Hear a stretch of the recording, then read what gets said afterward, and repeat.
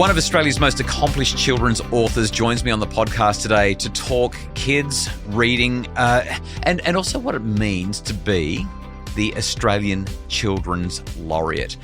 I'm so excited to have somebody coming back to the podcast, return guest, repeat offender.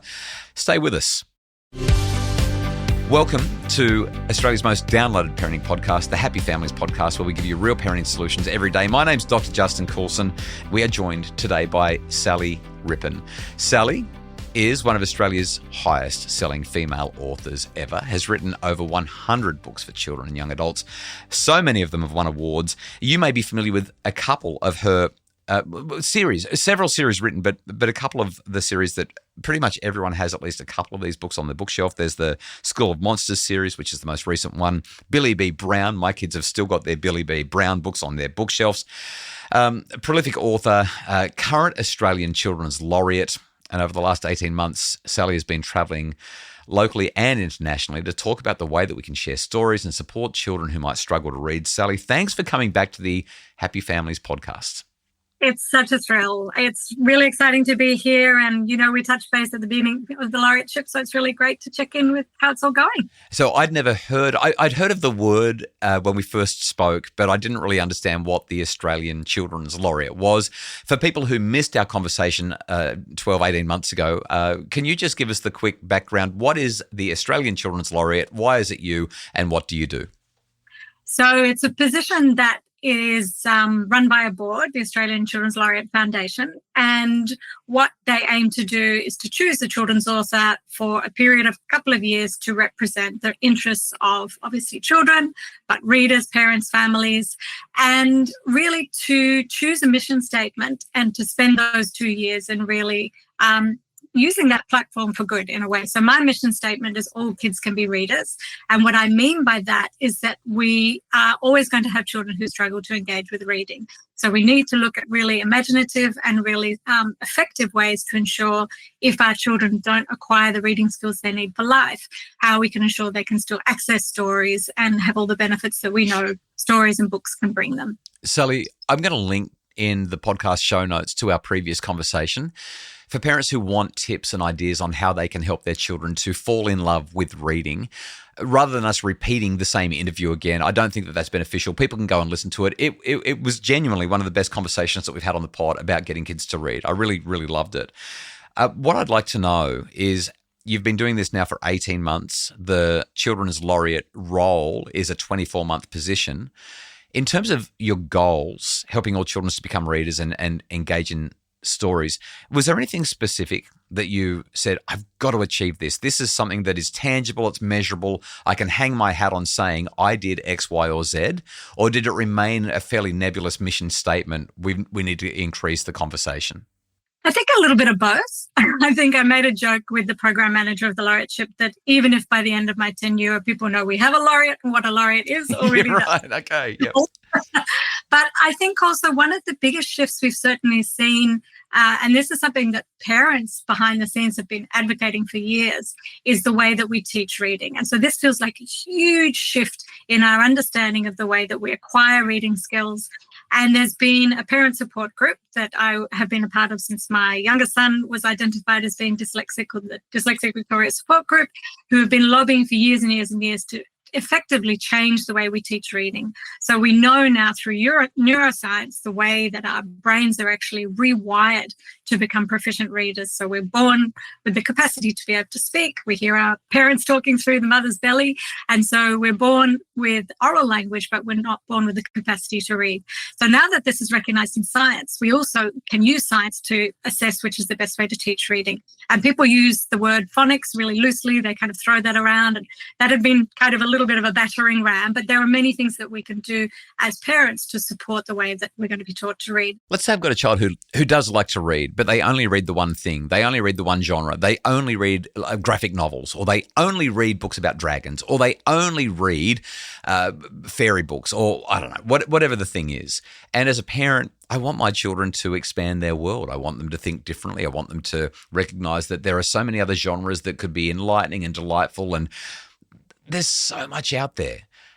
How would you encourage a parent to step into that conversation, or do you think that it's not a conversation that needs to be had? Look, I think every conversation is up for having, and I think children, like adults, don't like to be told what to do, and so we like to feel that we have agency. And so I think choice can be a really important part of children still being interested and engaged with reading. And so it might be a compromise. Maybe you can go to the library, or if you can afford to go to a bookstore regularly, maybe the child chooses their own reading material, and potentially you could choose one that you could read together.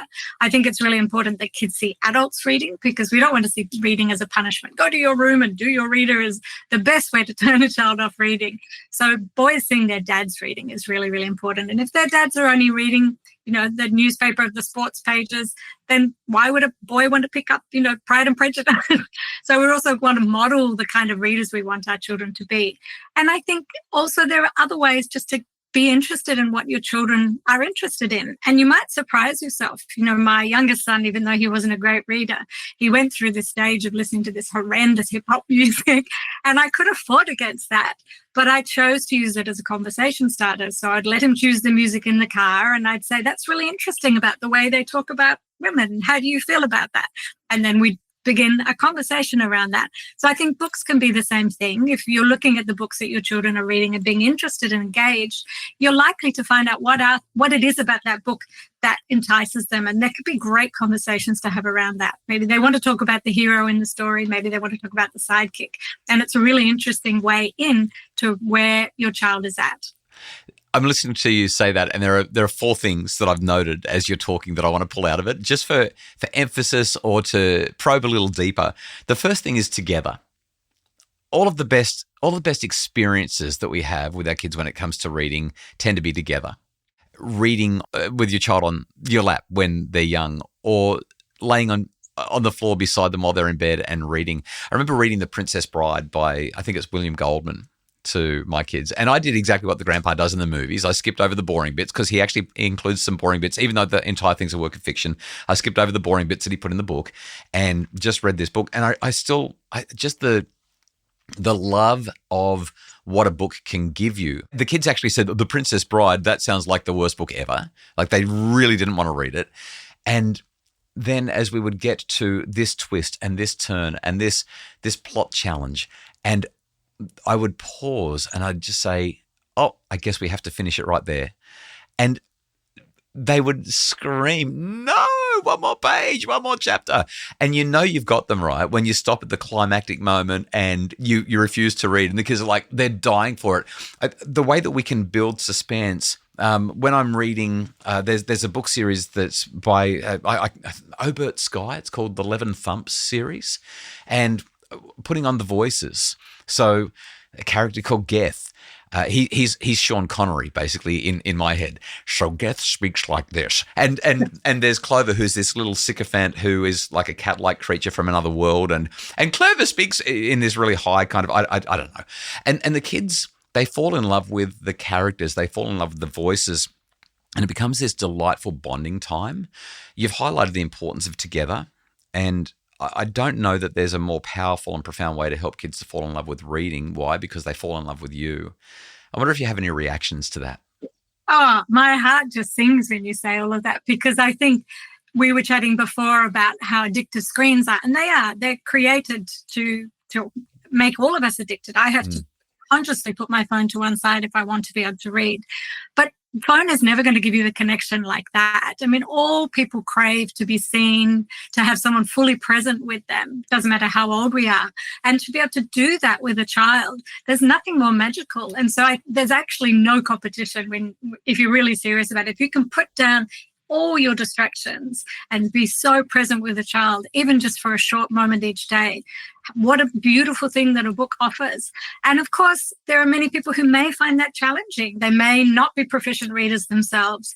They may be just exhausted at the end of the day. So listen to an audiobook together and talk about it.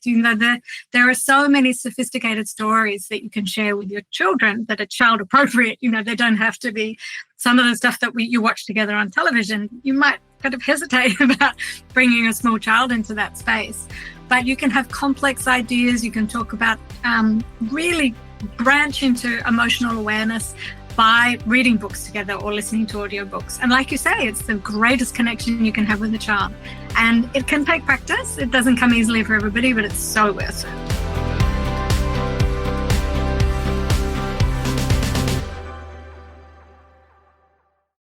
We are joined today by Sally Rippin, a prolific author, current Australian Children's Laureate. And over the last 18 months, Sally has been travelling locally and internationally to talk about the way that we can share stories and support children who might struggle to read.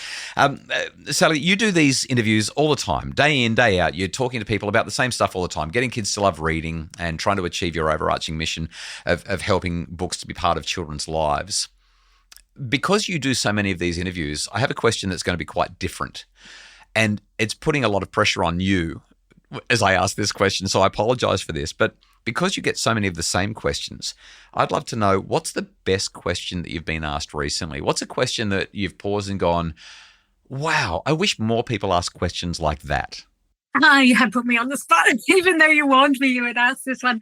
I think questions can be really confronting. And this is something I really learned raising teenagers as well, is that just to put someone on the spot and ask a teenager a question, I always find really challenging. Your mind goes blank and you can't come up with anything funny or smart. So I think for me, I have found the most interesting conversations have come from what we're doing right now. I'm really interested in who you are and how you think and what your experiences are. And in turn, then it prompts me to exchange some of my experiences. And I found that really with my three boys as they were growing up, particularly as teenagers, that I think people forget to listen to teenagers. And I certainly would often make those mistakes. And teenage boys can be really hard to get out of their shells. And so I would find ways to incidentally have conversations and connections with them. So, they parallel sitting in a car, having conversation, listening to music, going on walks together is so much less confronting than just sitting across the table from them and saying, how was your day? Then they don't know what to say. So probably maybe what I'll do by answering that question is give an example of a teenager who I felt answered the question of all the adults in the room. And so I was lucky enough to be asked to attend a PD for teachers out at a massive school in Warrnambool, talking to them about how we can best support neurodivergent kids in the classroom. And before me, who was supposedly the expert because I've written a book for parents in supporting neurodivergent kids, they asked a Year 8 girl to get up and do a PowerPoint and talk about what it was like to have ADHD and go through school. And she prepared this beautiful PowerPoint and she talked about the challenges, but some of the cool things about having ADHD too. And when it was time for me to stand up, I was like, my job here is done. Pretty much she is telling you everything you need. You don't need to hear it from me. You actually just need to hear it from your young people. Ask them, what is it like in the classroom for you? Is it a challenge? What are the challenges? And kids can have the most amazing responses. And that's how I try to stay open and keep learning, is actually turning around on other people and asking them, what are you thinking? Especially young people. Young people are so happy if you ask them that question. Yeah, Sally, number one, I love the experience. But number two, my summary of what you've said when I'm asking you what the best question that you've been asked recently is that it's not really about the questions. It's about the dialogue. It's about the insight that comes as we bounce ideas off each other, which means that if we want our kids to engage with us and converse with us and open up books and read them, it really is about somehow, as you said, bringing them out of their shells and helping them to be open and curious and consider that there might be a worldview or an opportunity to step into empathy that they hadn't considered before. Absolutely. And for us to model that, we need to be open and curious as to how they see the world and how they're going with it. Yeah, beautiful. Modeling seems to be coming up over and over and again in this conversation. In your last answer, you referred to curiosity and your love of asking questions. This is an unusual thing for the guy who's doing the interview to do, but you're obviously a prolific author. You write for children all the time and you think deeply about a lot of things. I've got a PhD in psychology and we share a lot of mixed interests. I'm wondering if you have anything that you're curious about that let's turn the tables. Is there something that you would ask me? I love that. I think that's such a fun thing. I'm always a bit nervous about it. It's like, am I putting this person on the spot? Am I making this conversation about me? Is this too narcissistic and ego-oriented? It's not meant to be. It's just... I think it's about the dialogue, right? I much prefer this than being put on the spot. Right, okay. I'm really curious in how you find boys are managing in the world. I know you're writing and researching a book about boys, but you have daughters, but you also were a boy. And so I know there were some really interesting conversations that you started around adolescence, the series that I think a lot of people have seen. And I wonder how you feel like boys are faring and doing the research and studying this book. I brought up 3 boys, but my youngest is now 22. I think it's harder for them than even when my kids were adolescents. So first of all, Adolescence, the Netflix series, turned the world upside down, and I did write a lot about it. One thing that I didn't do, and the series has been criticized quite a lot, is statistically it's quite unrealistic that the events portrayed in the series would actually occur. And I think that that's definitely worth noting. But those people who are getting caught up on that are missing the broader point, and that is that there is a really big challenge for our boys today in terms of how they are relating to one another, how they're relating to girls, and how they're relating to themselves, their quest for identity. It's really a really tough time. So the short version is I don't think that boys, on the whole, are doing nearly as well. I've got a whole lot of stats in my new book about how for every 10 girls who finish high school, only 8 boys do. For every 10 girls that go to university, only 7 boys do. For every girls who graduate university, only 6.7 boys do, and so on. And then when we look at the negative behaviors, being involved in fights or taking drugs or blah, blah, blah, as boys get older, for every 10 girls who are doing it, there are multiples of that in the boy side of things that are doing it, the boy side of the equation. So to me, that's a really big challenge that we're facing. In Harry Potter and the Cursed Child, the Harry Potter book that was not written by J.K. Rowling and the one that went on to become the stage play, the authors have Draco Malfoy and Harry as adults having a conversation about their teenage children. Draco has this beautiful, beautiful line that he delivers to Harry as they're having this really challenged discussion. Draco says, people say that parenting is the toughest job there is. It's not. Growing up is. And there's so much empathy in that. There's so much beauty in that really simple observation. And I think about your question and I ask myself, born in 1975, I'm 50 this year, would I rather be a child of the 70s and 80s, or would I rather be a child today? And I don't have to think about it for a millisecond. I know the answer. And writing this book about boys has been a really profound experience for me, especially as a father of girls, to step into the world of boys, to look at the things that they're doing to demonstrate that their masculinity isn't precarious, the way they're trying to either embrace or fight against man box beliefs, the way that they police one another with this boy code, the impact, the overarching, devastating impact of pornography in their lives, and so much more. It's really tough. I mean, you've raised 3 boys. When you look at what they've been through, would you rather be a girl or a boy being raised today? I 100% agree with you. I think